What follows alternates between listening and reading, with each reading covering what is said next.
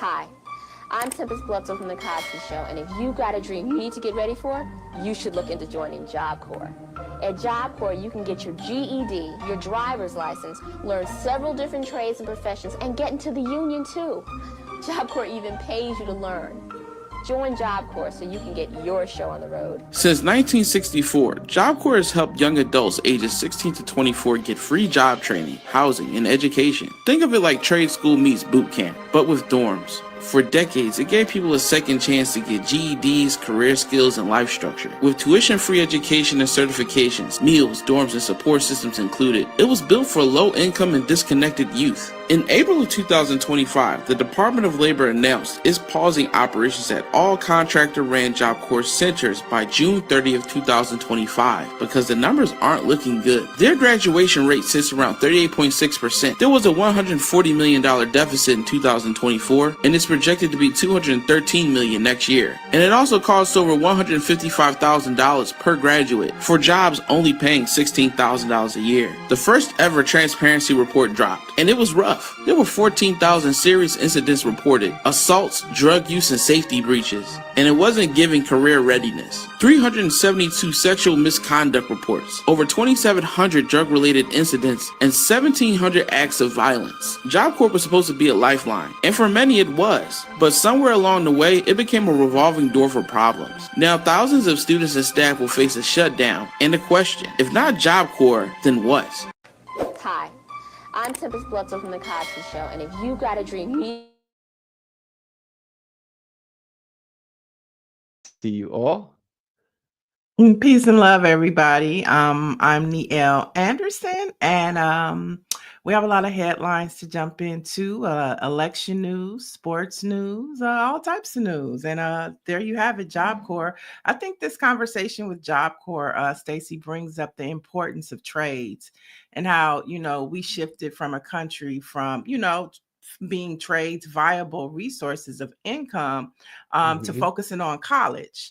But trade is a much affordable way to go. And there are a lot of jobs in trade schools that we need this country to survive. We need people to do. And so, Trump cutting the Job Corps program is going to impact thousands of people of color. Well, hundreds of thousands of people of color in this country.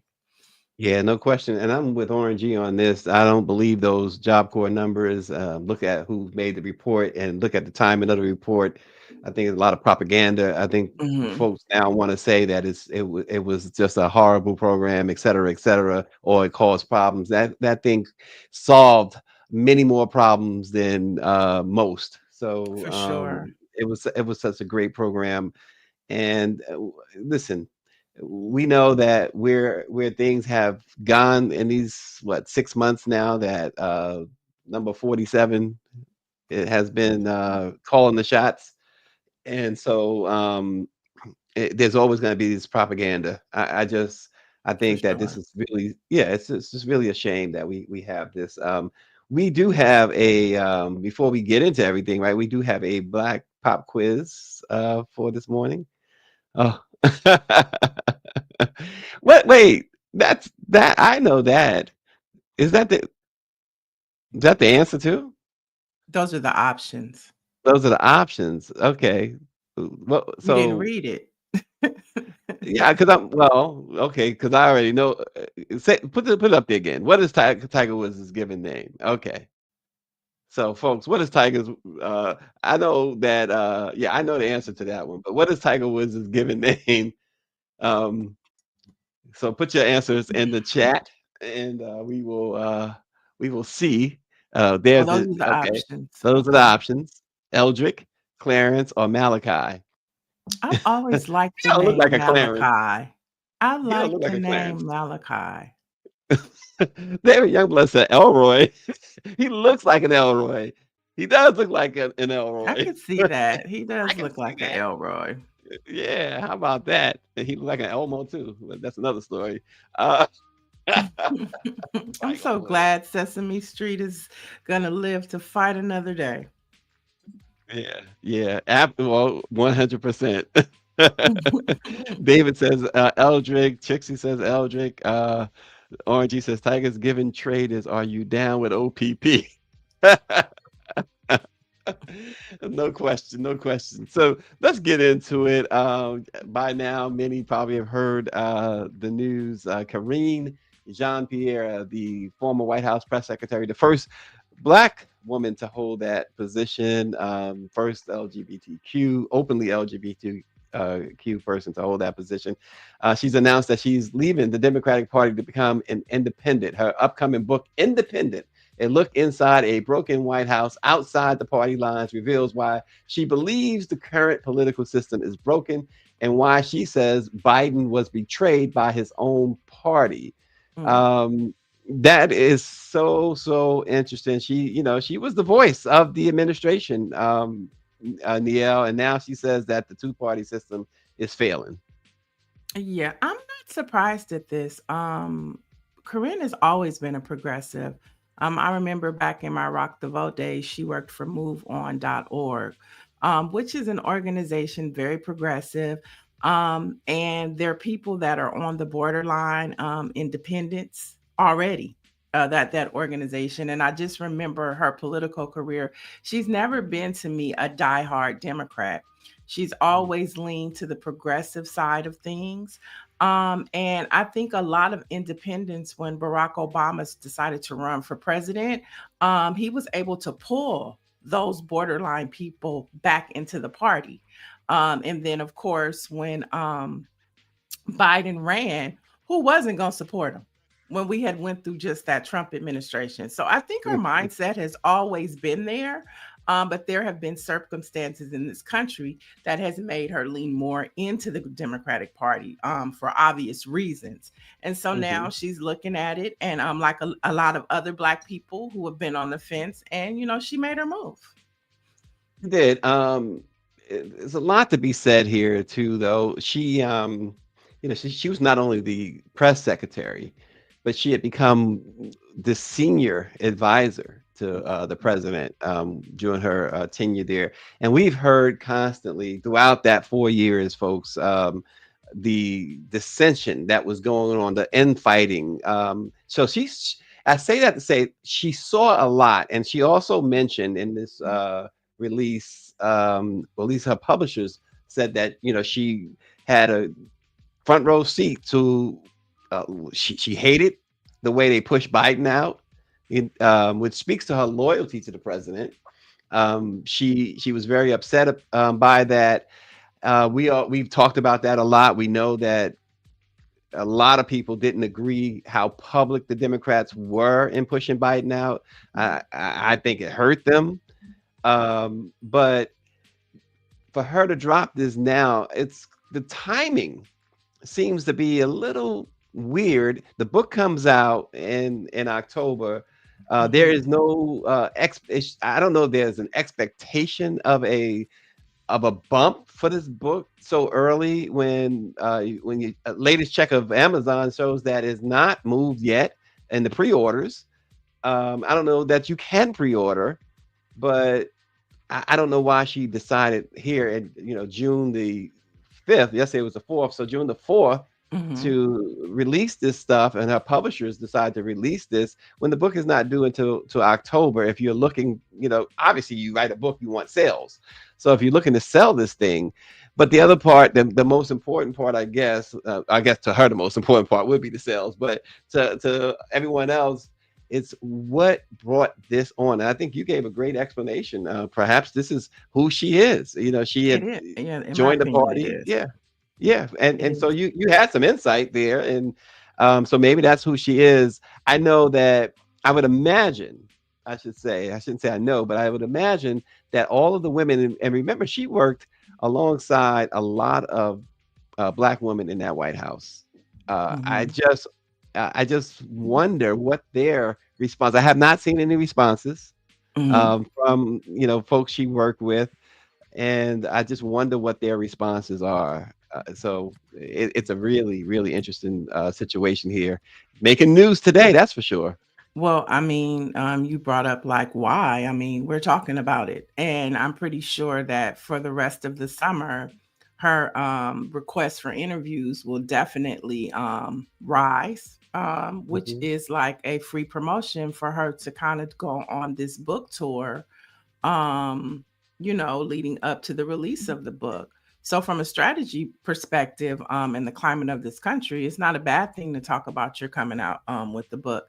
I remember when she did the first book, she and I sat on a panel at Power Rising, which is Leah Daughtry, the For Color Girls conference in New Orleans right before the pandemic. And she was talking about her first book then, and the book wasn't set to come out for a few more months. So I've seen, she's used this strategy before, and she kind of just uses it as a way to build up to the release of the book. But I'm just really not surprised. If you guys remember, when Kamala Harris was running for president, there was this big event that she moderated. And it was a progressive event, and Kamala was there to sway the purple. And remember, that person ran up on the stage, and she jumped in, and she caught headlines from that. And so, just to my point, she's always been that, like I know a lot of other younger Black folks are like, the Democratic Party is all we have, but if we had another option, I definitely would take it. Yeah, yeah, I just don't understand the timing. As you mentioned, the interviews, the requests are going to be there, but it's nonsensical right now. And most publishing houses, working with Simon and Schuster and others, I mean, they were very adamant. Don't talk to the media until such and such date. We were within months of the release, a month of the release, weeks of the release, and when they said, okay, we'll start talking. And I just remember so many times being on that side of the fence where your book is about to come out or you finished the book. It's like we talked about Cory Booker's book, which is also due in October.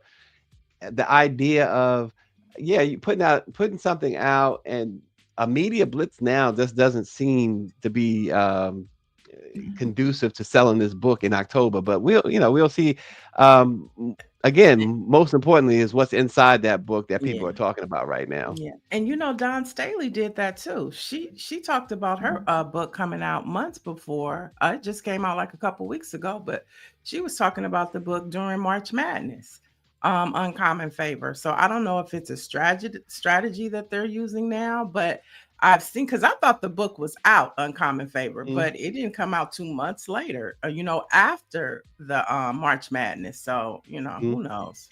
Well, the timing of that too, you're right. But the timing of that, March Madness, people talking about it, and perhaps the one thing that we know, is certainly if she's not doing any interviews now, I would imagine you won't see her on the interview circuit until later this year, when around the time the book comes out. But people are going to want to hear from the former press secretary for sure. And so they do have that going for them, and they've alerted the world that this is coming. So that part of the strategy, I guess, you could look at it and say, yeah, I get what they're doing. Every time that you flash their book up on a screen, certainly when they go on these talk show circuits and stuff like that, it produces a number of sales. So at this point, it's too early for that. But more importantly, folks, I got all in the minutia of book sales. She is she's leaving the party, and there are people who understand, who say, like Orange E says, I think more and more Black people will leave the party, but the majority of Black voters will never vote for a Republican or a MAGA candidate. And that's the other thing here. She is not saying I'm going to the other side. Right. Yeah. There's no vibe of that at all. It's just that I'm sick of the party. Like we all, most Black folks are sick of the party. They're just not. The option of independent or green is not, on their check the box list. But then you have these progressives like her who are strategists and insiders who may see a path forward with the party like the independent party. I think Greer brought up, she might be planning to run for office. And so all of these things play a part in what we look at and when we talk about movement and traction. And, her leaving might be a bigger play to help grow the independent party. You just never know. Yeah, I think you and Orange G have it there because like he said, I just don't see folks, even certain Republicans, you know, I don't see people streaming to get behind a MAGA candidate right now. Going forward anyway, I should say. So she's, and again, make it clear, folks, we are not in any way intimating that she's even considered that. She has not in any way said that she is going the other way at all. And Mike V says, and this is the other thing, there are some who feel exactly what Mike V just texted in. He says, private citizen, none of my business. Oh, yeah. So Well, she wants you to I'm know sure her she doesn't business. want you to feel that way when it comes Yeah, to she this stuff. wants you to know her business. That's why she telling you she got a book coming out because she gonna tell it. She's gonna tell it. Oh boy. Well, we will see. Like I said, I'm really interested in hearing the reactions of those who worked in that White House with her, those who worked under the Biden administration, Steve Benjamin, and others. We'll see. We will Did see Simone their did reaction. Simone Sanders leave the party? Because she's another one. She was a progressive. She worked for Yeah, I Bernie don't know Sanders, that she and left the party. she came Um, on over to the more traditional moderate side, Joe Biden. But she was another one that was very progressive. mhm, Wasn't really dealing with the party, so to say. She right. was a Bernie supporter. So Yeah. it's a lot of them that kind of just came over and walked the moderate line with Biden. So it'll be interesting to see where they all land up. Yeah, Grid says if there was a time to start to make a shift from a two-party system, now is it. And perhaps but you know what? When you look back, when the dust settles, maybe you'll look back and say, Karine Jean-Pierre uh, really gave that movement the boost it needed. So we'll see. Also, folks in the news, internal ICE emails have revealed that senior Trump era administration officials instructed officers to aggressively increase arrests, including those of, quote, collaterals, undocumented individuals encountered incidentally. Officers were urged to be creative and push the envelope, including arresting people without prior warrants. The move, which followed pressure from Kristi Noem and Stephen Miller to hit a quota of 3,000 arrests per day, is a sharp shift from past administrations' focus on criminals to indiscriminate enforcement, raising concerns of racial profiling and unlawful detention. So we know that this collaterals, in addition to it being family members, legal family members, people who are here legally, of these undocumented individuals. The collaterals also include Black and Brown individuals, and if you had any doubt about that, still any remaining doubt about that, look at the orders that came out this morning about not allowing any migration from 12 countries that are predominantly people of color. Yeah, he did that yesterday. And it just falls in line with Project 2025, and we have to remember to keep that at the forefront that this is an agenda that smarter, more racist, well, I wouldn't say more racist, but smarter white man more than Donald Trump had the thought to put together this Project 2025, and this is definitely a part of it. And we can't forget that Stephen Miller comes from Steve Bannon's camp. And so Steve Bannon still has his hand quietly, within this administration push an agenda. I think Because it's him and quietly. I think it's very loudly that he has well, I his mean, hand in it. people forget about him. That's what I mean. We don't see him, so he's out of sight, out of mind. But him and Stephen Miller are like this. And that whole agenda and Stephen Miller even being inside of the White House is because of Steve Bannon. And so when we look at these immigration reform policies, this was one of Steve Bannon's agenda items, top agenda items was immigration overhaul, immigration reform. And so that's what you see happening here. So you got Steve Bannon and Stephen Miller, You got the vote guy with Project 2025, and then you got the greedy guy, Trump, and his family.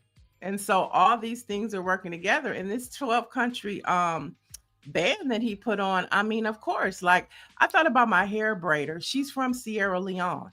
And all of these women and these, these braiders, these African shops, that's like directly impacting, somebody that's impacted by this. How does this impact her? You know, and her status. How does this impact her family? You have Haiti, you have Congo, Somalia, Sudan, Yemen.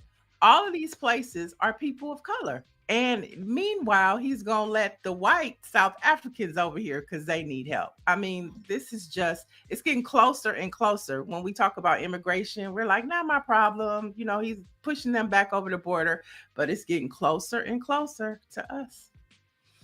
Yeah, and this undermining, MB says straight up fascism, undermining the legal rights of folks, encouraging officers to arrest first and ask questions later. It just takes away totally your civil liberties. And of course, that is so much so in communities that already face over policing and systemic discrimination. So, yeah, that's just still another issue to contend with.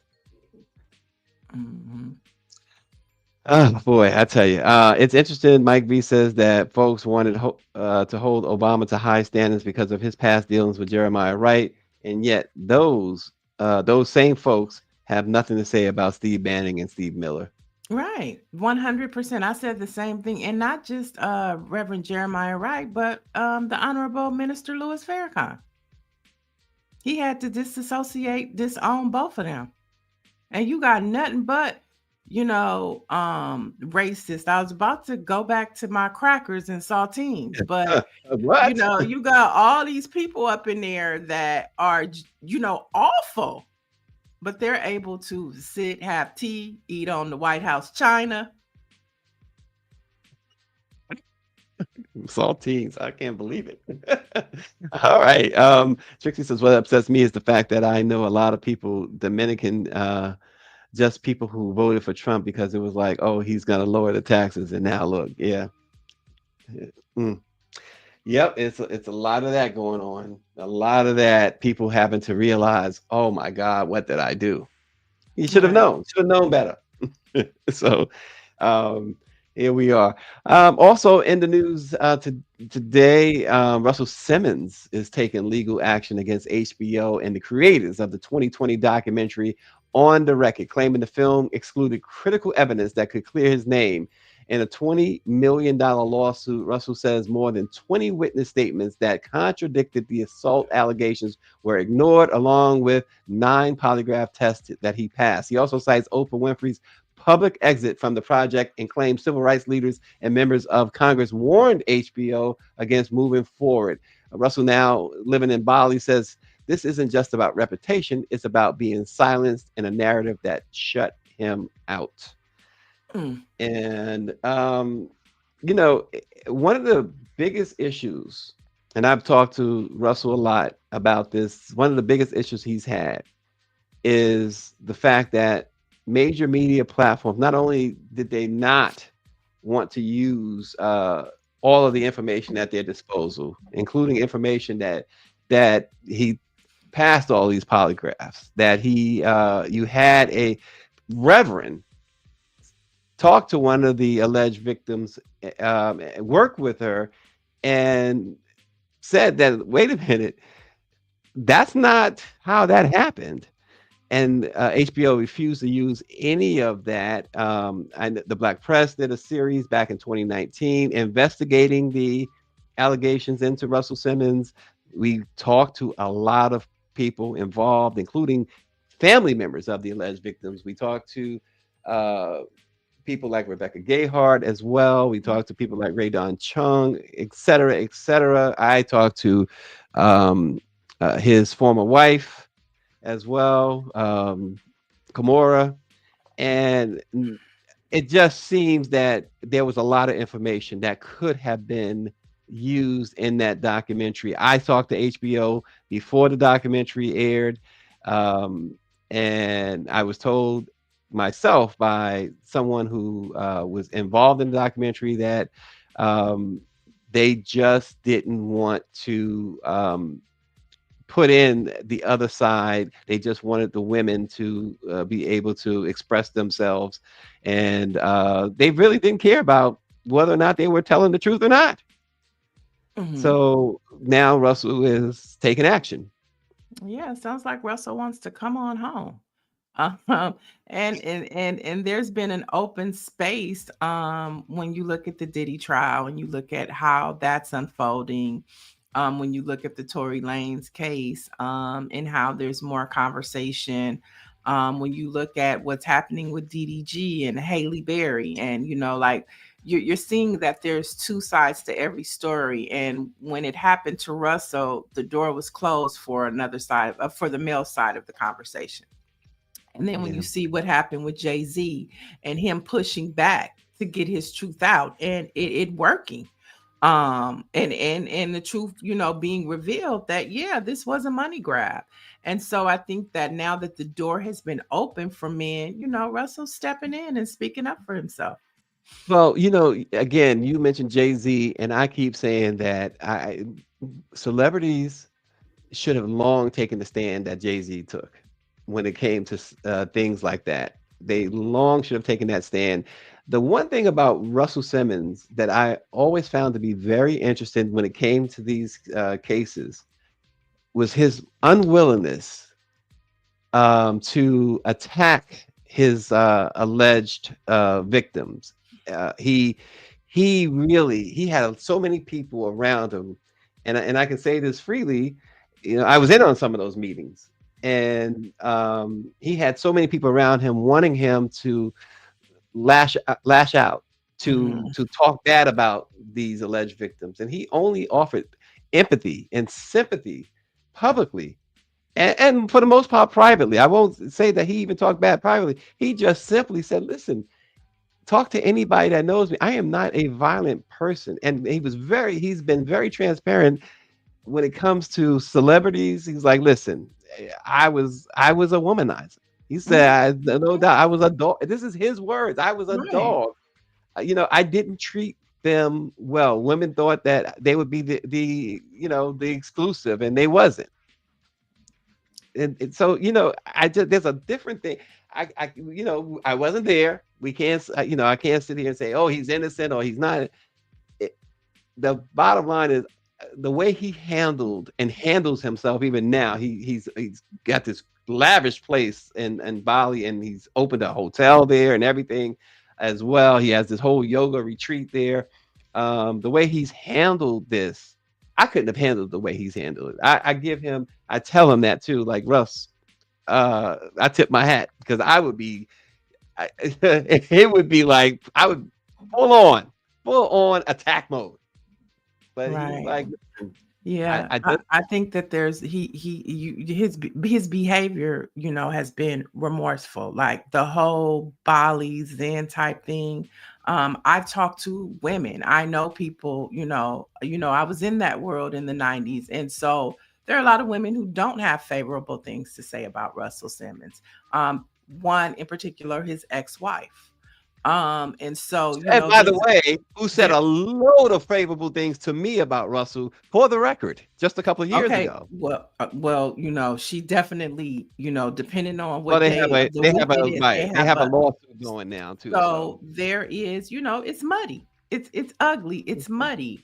And during that time in the '90s, maybe, in hindsight, they didn't treat women so favorably, or with respect.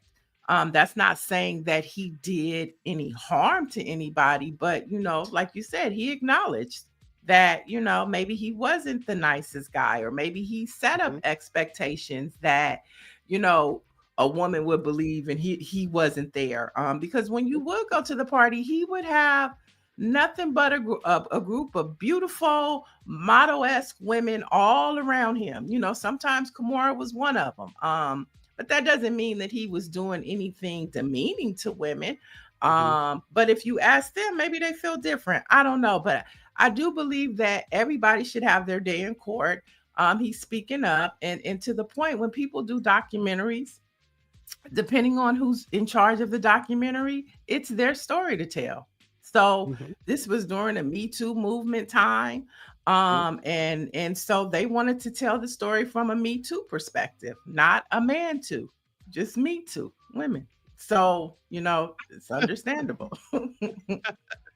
Yeah, it is it's a very interesting thing. Folks, Dr. Marilyn says, why did he flee to Mm, Bali? I'm not sure that fleeing is the word that he used. He comes back very often, but and very every year. quietly, and you find Well, out after we the say trip. quietly, but I will tell you this very loudly. He and Erica Ford once a year, and everyone knows this, including law enforcement, including these women. He puts on this huge, huge event every September for women, single mothers who have lost their children to gun violence. It's a huge event. I've attended it several times. And now they've even extended it to fathers as well. Nice. So these are very public events. Clive Davis had something that he makes sure to attend as well. So it's not necessarily quietly that he comes back. Of late, has he been more quiet about him coming back when he saw the situations that's still going on with people like Diddy? I could not blame him, but I don't think Exactly. it's Yeah. fair to say that Russell's hiding. Russell's been very public about things when he takes his trip to Los Angeles, to New York. So I'm not sure that it's fair to say he's hiding. So that's my spin on. Now, do I know everything? I'm not professing to know everything. I know what I see. I know that he has he's been available. Russell comes. Russell calls me up. We go. He's taken my wife and I to his yoga stuff. The what you call that ice thing that he does, and I've tried it with him and stuff like that. Mhm. Um, Well, yeah, he he, calls his people when he comes to town. Yeah, but it's well, what I'm people saying that that can they're go public to say, events. hey. There are very public events that he does still carry on that folks know way ahead of time. So, if he wanted to hide, I don't think he would still be doing those events. He could let Erica just do the events, but he's there.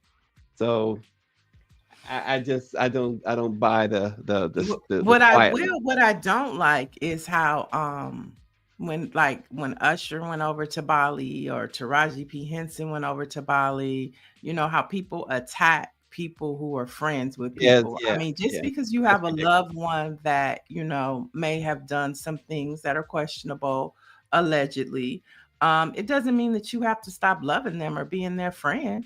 You know what I mean? And that's what I don't like about the culture. Like if you down with somebody, good or bad, you down with somebody. Mhm. And that's just Yeah. it.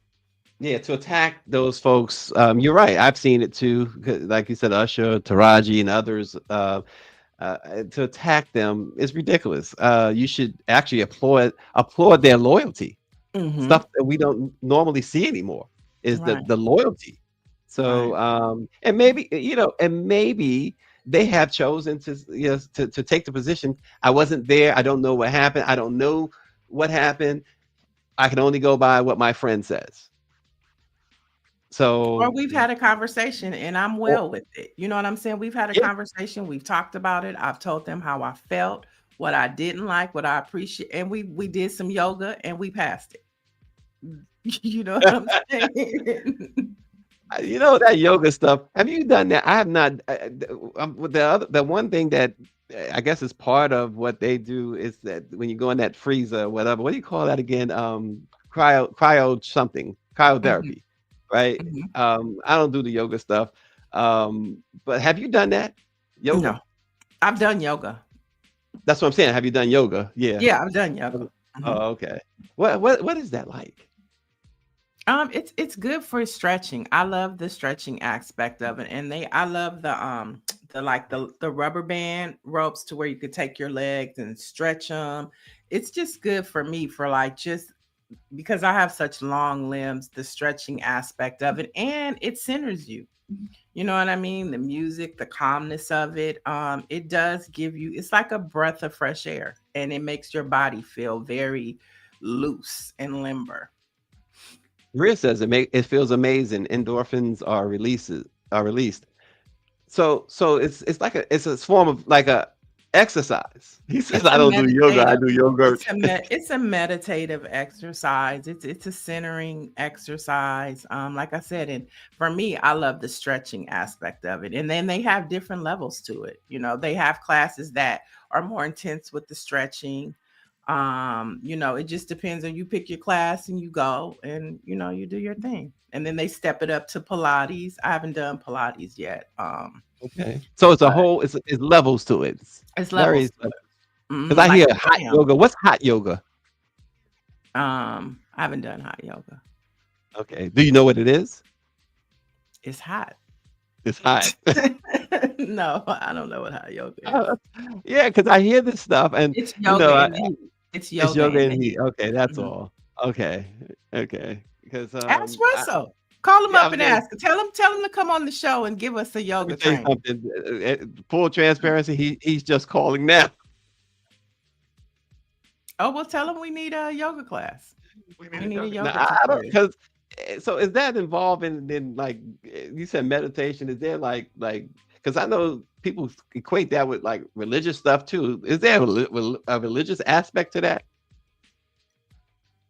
Stacy, I'm we asking gonna because have I'm not, to. We no, gonna have to. I don't know. Look, I'm not the smartest knife in the bunch. I usually When it take the comes to yoga, script and okay. I do my no. I just when I get the script, I do my research. That's why I look like I know what I'm talking about. She said I'm asking a church girl. Yoga wasn't on my script. Grace says I shouldn't be asking a church girl these questions. Okay. Lydia Mathis is laughing at us. Okay. All right. Then we'll move on from yoga then. Yeah. Shamita Jones Harrell has shattered barriers by becoming the first woman police chief in Cobb County, Georgia, taking the helm of the Austell Police Department with a powerful focus on reform, community engagement, and inclusion. With 24 years of experience, Harrell's career spans patrol to SWAT to major leadership roles. She's not only led a drop in violent crime, but has made it her mission to mentor and uplift women in law enforcement. Her commitment to accountability, training, and securing state accreditation shows she's not just making history, she's building a blueprint for meaningful progress in policing. This is this is really great. This is their first black and first woman police chief and Cobb County's history, let alone the police department itself. Hmm. Um, it's a big thing, Niele. Oh, for sure.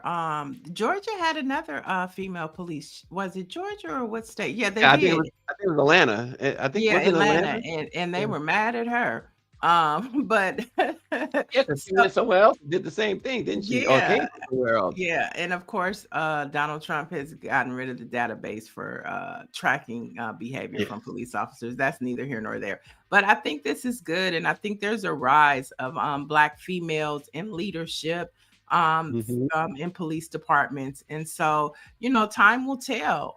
We had who was it, Brian Bentley on, and we were asking the former LAPD officer, and we were just talking about being a police officer, whether you're black or white, there's still this thing of power that they Yeah. all strive for, and so it's a balancing act.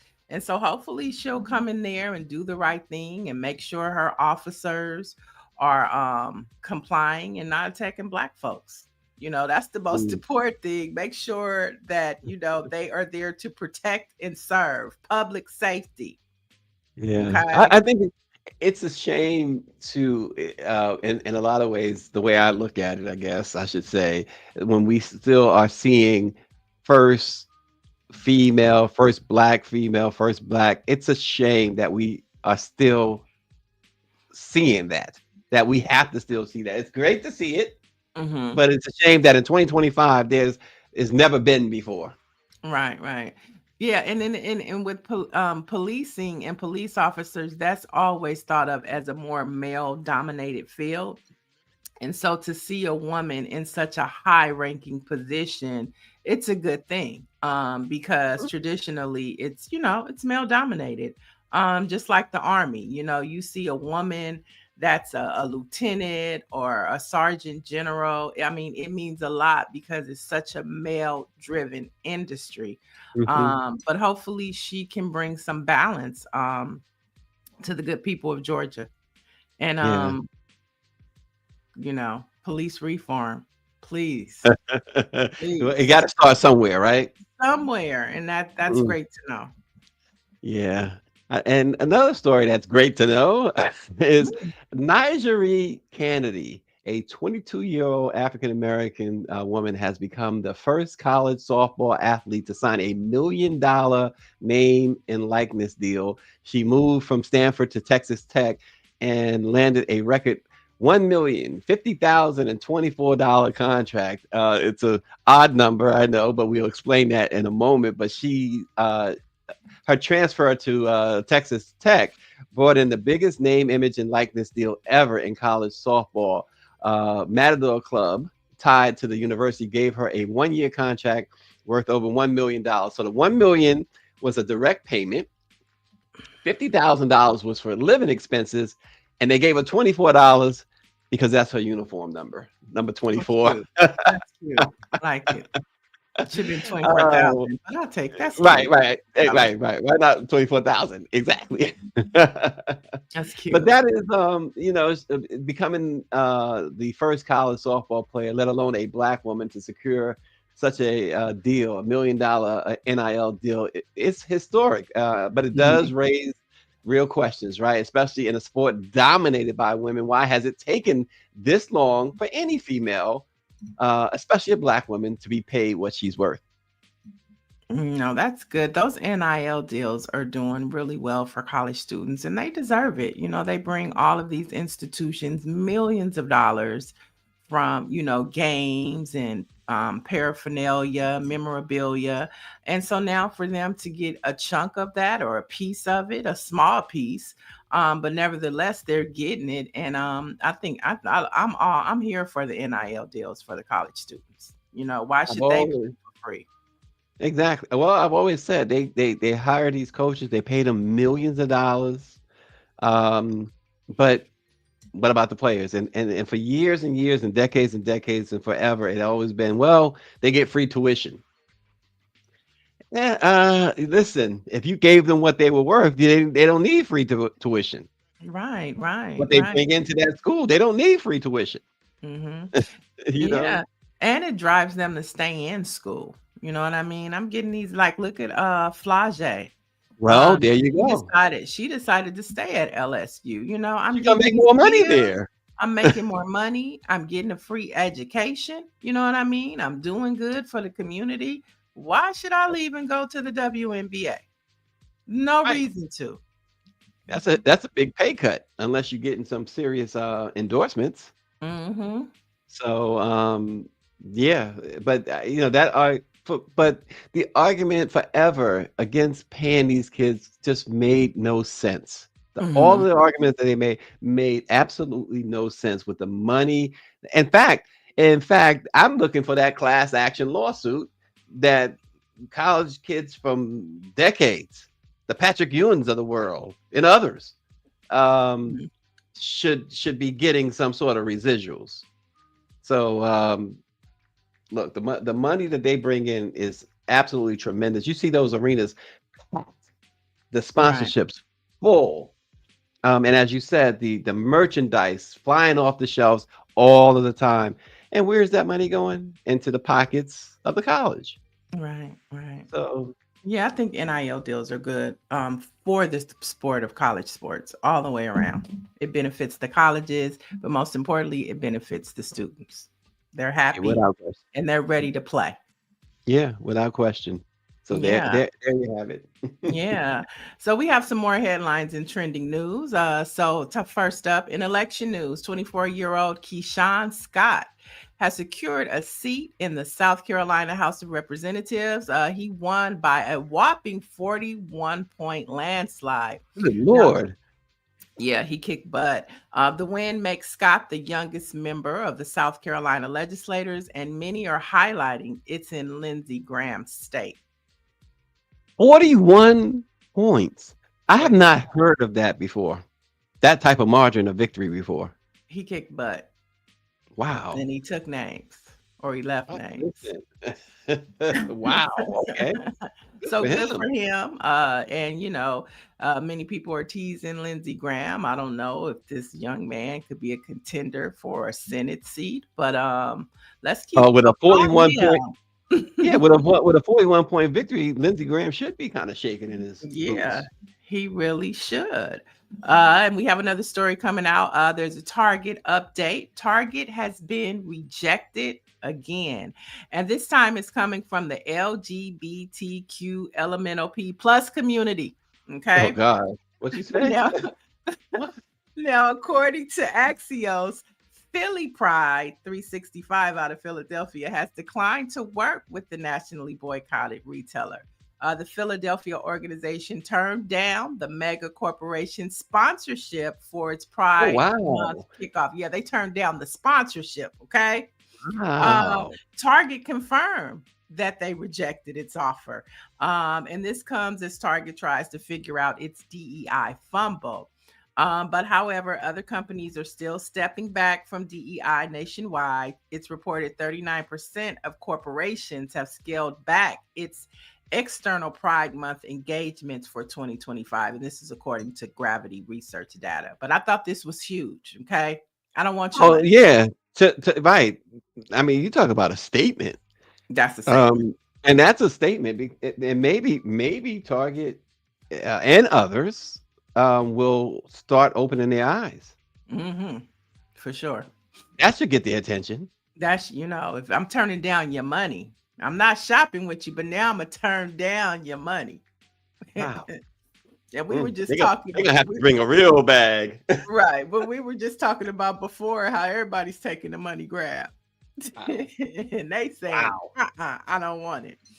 I'm telling you right Okay. now, I'm taking the money. Look, put you on the top Target poster, huh? Listen, shop here. Right. But and one of the reasons that they pointed out too is because I don't know. Remember when you were going to Target, if it was February, they would have right when you walk in to get your basket, the Black History display and all the Black History merch, T-shirts, say it loud, I'm Black and I'm proud, tap at the brown everywhere. So then for Pride Month, they did the same thing, but they have gotten rid of all of that. And so Pride was like, no, you don't have my rainbow in your store. We don't want your money. You know the sad thing? The sad thing, I believe, is that they are doing this not because they really wanted to do this. They're doing this because of Donald Trump.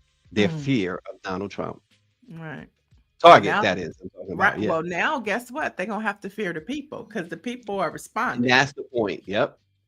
So keep it up. No Target. We still not going back. All right. In more news, a white actress has filed a lawsuit after being blocked from portraying Black civil rights icons. Now, actress and playwright Annette Humbell is claiming a San Diego County library violated the Civil Rights Act by canceling her one-person show that included performances of Black historical figures like Mary McLeod Bethune and Harriet Tubman. She said they snatched it because she's white. Now, Humble says a San Diego library manager initially asked her to perform as the two Black historical figures in her show. Then the library backed out when they felt uncomfortable. So why does she... So there's a lot here, a lot with that one, Niele. Why does she want the role in the first place? Why did they ask her in the second? Why did they ask her? Especially, obviously, they thought of somebody came up and thought about the backlash of, or somebody saw it and said, "What the hell?" Right. So listen, she's suing them. She's probably going to win her lawsuit. It'll probably be settled because the way that this administration and this Department of Justice with the Civil Rights Division and everything, they're looking at the other way and they're looking at it her way. And I think that it was very, very messed up for this venue to ask her in the first place to do Right. this. So whatever they got to pay her, shame on them. Pay it and pay it with a smile. That's the ally gone wrong, you know. Mhm. You know, well, Yep. maybe we thought it was okay, but honey, when we saw your presentation, thank you, but no, thank you. Oh my gosh. Mm, So mm, yeah, mm. so and let's keep it going. Former First Lady Michelle Obama has said she and her husband Barack respect their daughter Malia's decision to drop her last name on professional projects. So Michelle Obama appeared on the podcast and she praised how both her daughters want to be their own people.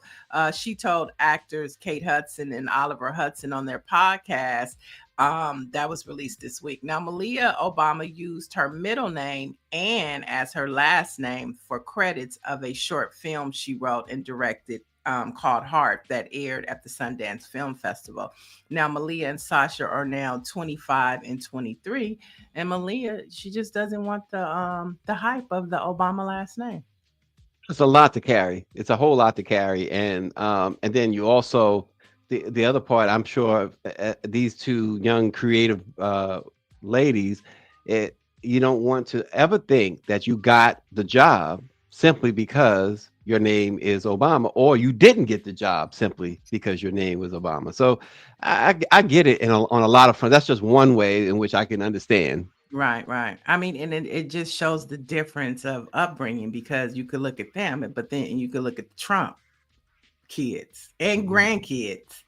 You know, they're Yeah, not doing anything without their last name because they're going to throw their last name out there to get right, what they right. want. And she's like, I don't want it. I know when they see me, they're going to know who I am. But until then, let me get this on my own. Yeah, and Dr. Marilyn recalls President Obama saying this a couple of months ago about his daughters, and good, like I said, good for them. I can't, I in no way do I find any fault in this at all. Mm-mm, no, no. And I love the way Michelle is like, applauding them for it, because I mean, some fathers might be, what you mean you not go? Do you know what I had to do to make sure that you had all this privilege? But no, go ahead. In more news coming out of Atlanta, a group of Atlanta fathers are known as the Library Dads, and they're trending on social media. Now, the Black Father movement was started by Kiari Arnold, and he's a dad who just wanted to bond with his baby daughter and instill the love of reading. So, after a year of taking his daughter to the library and reading to her aloud, he posted the reel on Instagram to recap, and the movement began. So, Library Dads is a community of Atlanta fathers that get together on weekends twice a month to take their children to the library. Now, at these library link ups, they're calling it, the dads get to bond with their children and participate in a read aloud story time. It's not only a bonding experience from the father to children and a promotion of literacy, but it's a brotherhood, they're saying, of dads building community and friendship. Now, you could join the movement or learn more on their IG handle at the Library Dads. Mm, that's pretty cool. That is That's cool. pretty cool. Mhm. Yeah, and the brotherhood, and not frat, but the Library Dads. Yeah, and it's good to know that we still have libraries. Right. And look, we got libraries with white women trying to play Harriet Tubman. It's a lot going on. A lot going You on with got that libraries library today. over here, and then you got the Library Dads over here. Boy, Um, but we got a couple of sports headlines for you. Of course, the WNBA finals start tonight with NBA the finals. what did I say? The W NFL? Oh, the see, W. I love WNBA. Okay, but the Mhm. NBA finals start tonight with the Indiana Pacers versus the Oklahoma Thunders. You can check your local listings for time. But here's another trending story coming out of the NBA right now. Now, it's about the 2026 NBA All-Star Game. So yesterday, the NBA commissioner, Adam Silver, confirmed that the 2026 All-Star Game will feature American players competing against international players. Now, Silver pointed that the timing of the event is in February and it will coincide with the Winter Olympics. So he's hoping to tap into the world sports viewership. Now, the 2026 NBA All-Star Weekend is set for February 13th through the 15th in Los Angeles at the Intuit Dome, the new home of the Los Angeles Clippers. Now, how do you feel about international players versus American players for an NBA All-Star game? I could care less, to be honest Really? with you. Yeah, the All-Star game to me has lost its luster. Long lost its luster. I know people still enjoy All-Star Weekend and stuff like that, and maybe it's the weekend around it that really helps. But the game itself, it's like So whatever. you would prefer for it to go back to East versus West and I keep it would simple? prefer to go back. Yes, go back to exactly. Very Yeah. good. A lot of people weren't happy with the way they did it last year. It was the young against the Yeah, seasoned, yeah, and it was more like tournament style. So it wasn't right. just one long game. It was like, you win this Yeah, game, you advance. So he's trying different things. A lot of people say he's trying to tap into what is happening with Ice Cube's Big Three and how that movement is growing, and yeah, he's picking up more teams. And so he's just trying to mix it up to give the NBA a little more flavor.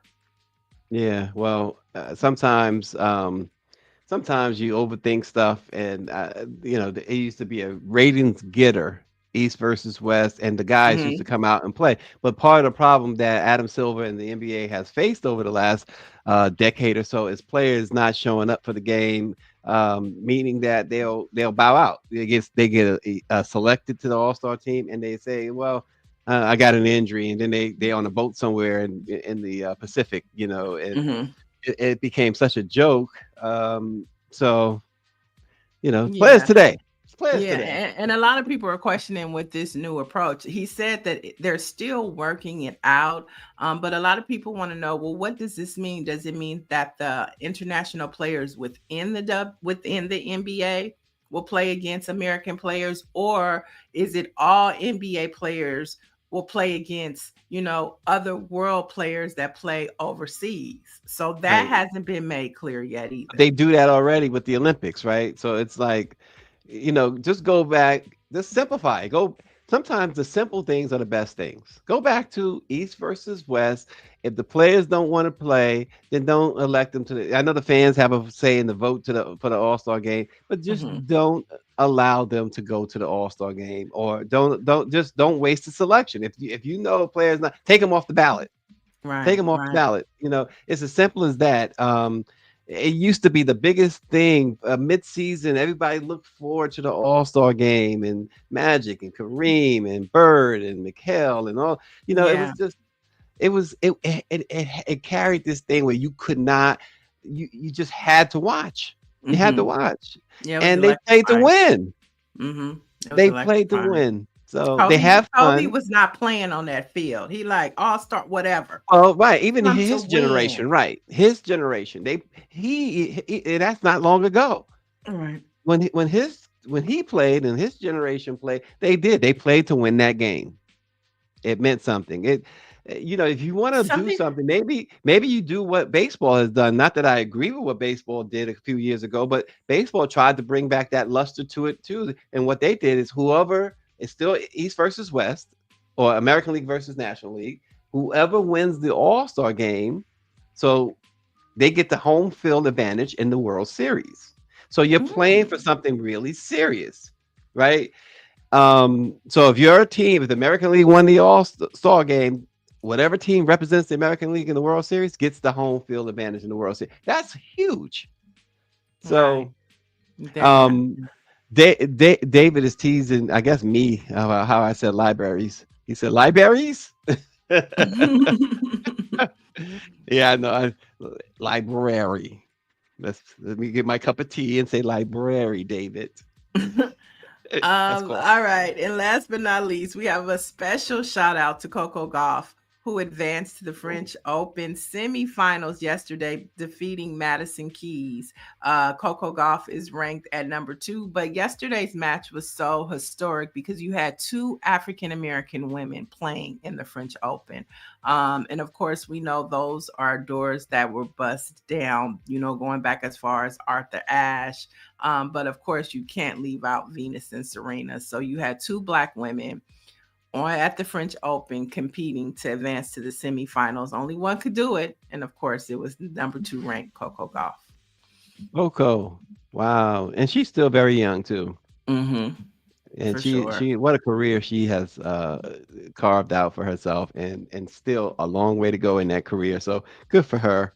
Mm-hmm. All right. So some Black history facts on this date in 1950. 2 major U.S. Supreme Court decisions came down. In McLaren versus Oklahoma State Regents, the court ruled that a public institution of higher learning could not treat a student differently because of race. The case arose after a Black master's student at the University of Oklahoma sued when the university forced him to eat at a special, quote, Negro table at lunch and provided special, quote, Negro seating to him in the classroom and the library. The court said such measures are a violation of the student's 14th Amendment equal protection rights. And on the same day, the court decided Sweet versus Painter, which challenged the separate but equal clarion call of segregation and proved to be an influential contributor to the victory in the Brown versus Board of Education segregation case. A Black man in Texas was denied admission to the University of Texas Law School because of a state law that prohibited Blacks from enrolling. To further prevent his admission to the all-white school, the state set up a parallel Black law school, which was staffed with less faculty and provided less resources, ultimately rendering the education provided unequal to its all-white counterpart. So the court ultimately decided that the Black applicant must be admitted, given that the quality of education at the separate school was unequal. So those are the 2 huge cases on this date back in 1950. Hard fought and won. Thank Yep. you, ancestors. And moving on, we are still celebrating Black Music Month, and we are appreciating today a man named Tommy Edwards. Have you heard of him, Stacy? Tommy Edwards, I can't say that I have. Okay, so in 1958, Tommy Edwards became the first Black artist to hit number 1 on Billboard's Hot 100 with his hit, It's All in the Game. Now, his Wow. success marked a shift in the music industry, even if history rarely says his name. So let's say his name, Tommy Edwards. All right, Tommy Edwards. other songs include I Really Don't Want to Know, Please Love Me Forever, Welcome to My Heart, and I've Been There. So he definitely was a croner, and he was the first Black man to hit Billboard's Hot 100 at number 1. Wow. Very nice to know. And speaking of nice to know, it'd be nice to know the answer to our Black history pop quiz. Let's see. The question was Tiger Woods' given name. What is Tiger Woods' given name? Did we have any guesses in the chat? Yeah, No? we had Oh, that's right, somebody we get did. it right. We had Okay. a couple folks get it right, actually. It wasn't Elroy, it was Eldrick. Oh, Eldrick.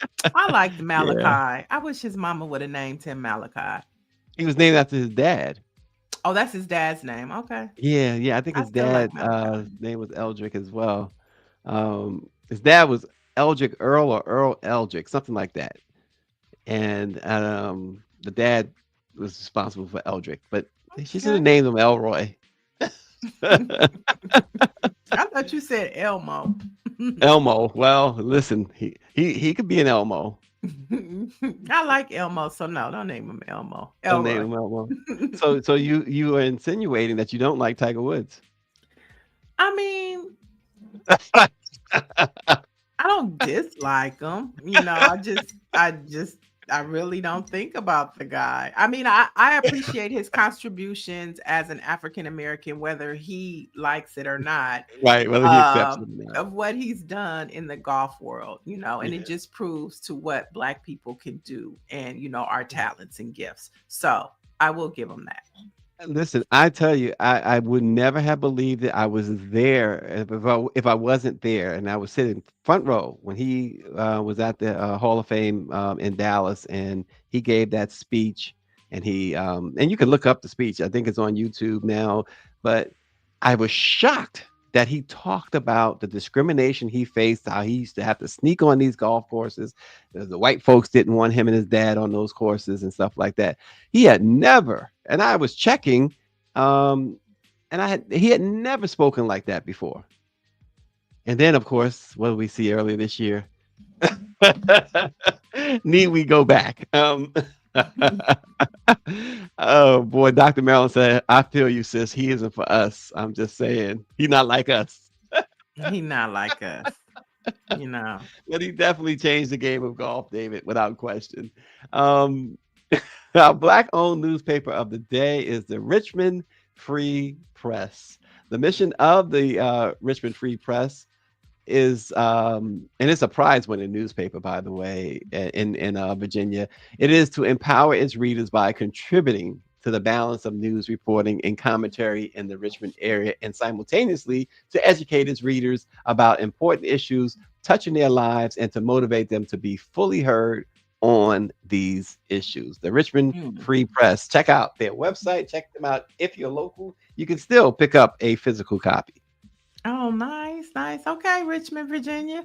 All right. And so you can find some of their stories along with today's trending headlines at BlackPressUSA.com. Subscribe and tell a friend. Like us on social media. Be involved in what's happening in Black America by following BlackPressUSA.com. Yep. And follow us again tomorrow on Let It Be Known. We will see you then.